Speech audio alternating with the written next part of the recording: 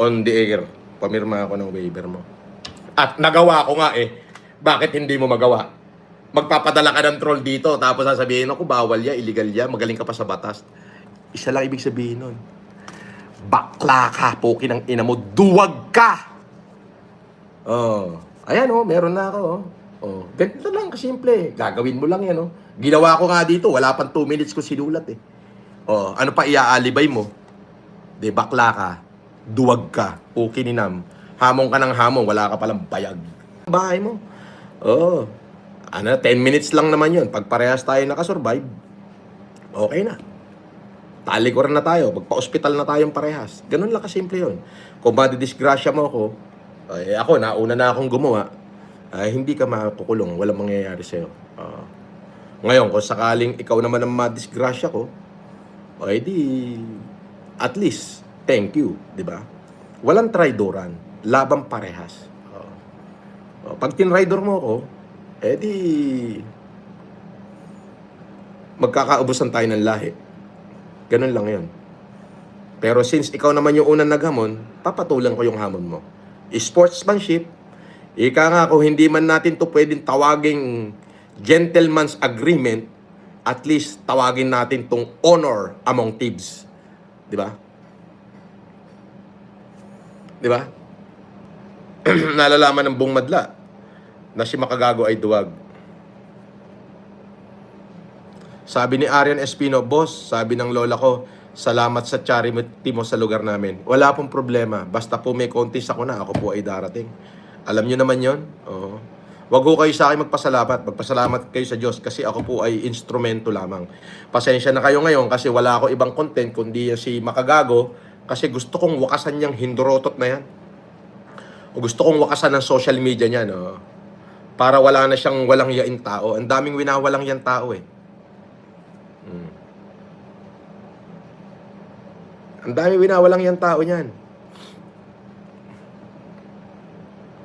Sabi ni wag niyo i-hide. Kayo naman.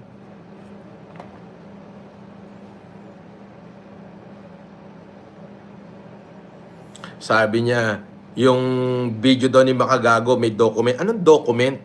Oh, bentenen. Oh, makinig ka ha. Ito, saksak mo sa kokote mo. Nung nakulong ako noong 2020, kinaso na sa akin yan. Yung iba-ibang ID ko daw. Pagdating sa NBI yan naglabas niya na. NBI, biruin mo ha. NBI. Pagdating sa korte, dismiss. Bakit? Fake.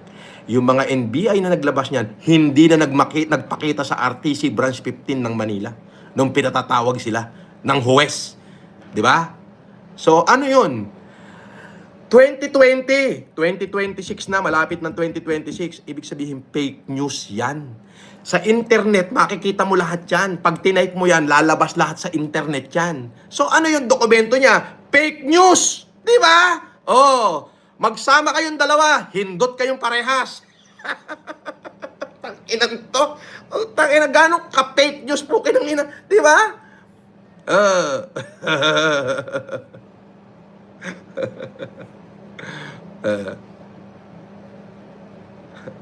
Sa bakit nagbayad ka ng 300k para anong nagbayad ng 300k? Tarantado.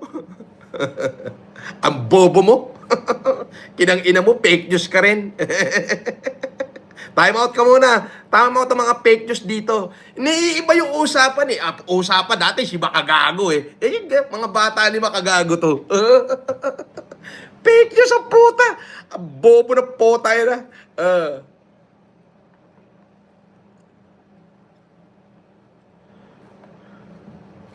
Diba? Makagago. Wala nang time para umatras ka pa. Ayan ha. Ang liwanag. Live. Gumawa ako ng waiver kanina sa harapan ng mga viewers mo at ng mga supporter mo. O, ang nakalagay dito. Ako si Francis Leo Marcos. Makikipaglaban ako kay Makagago. 2 round na tigli 5 minuto. Unang round, 5 minuto, full combat. Yung hinihingi mong boxing, pagbibigyan ko yan. Pangalawa, 5 minuto, talian sa bewang with tari. Kung madisgrasya niya ako, ay wala siyang pananagutan sa batas sapagkat kapwa naming kagustuhan ang mga pangyayari. Pirmado ko. Gumawa ka ng design. Para wala ka na idadahilan. Baka naman yung waiver mo, ang nakalagay dyan sa waiver mo, pitik bulag o kaya tumbang preso. Naglolokohan lang tayo noon. Diba? Kung talagang may bayag ka, wag mo ibahin yung usapan, wag kang magpadala ng troll para mabasa ko at maiba usapan. Ang pinag-uusapan natin ito, hiyang-hiya ka na ba? Dahil wala kang bayag? Hiyang-hiya ka na ba dahil wala kang ilalaban? Hiyang-hiya ka na ba dahil nasoplak yung kayabangan mo? Hiyang-hiya ka na ba? Siyempre, hiyang-hiya ka na. Ngayon, para mawala yung hiya mo, para naman maipakita mo na totoo yung sinasabi mo, gumawa ka na. Please. Gumawa ka na. Di ba? Sabi ni Arian Espino, boss, wag ka papa-argabyado. Marami ka pa natutulungan, idol. Hindi ako magpapa-argabyado, promise. 'Di ba?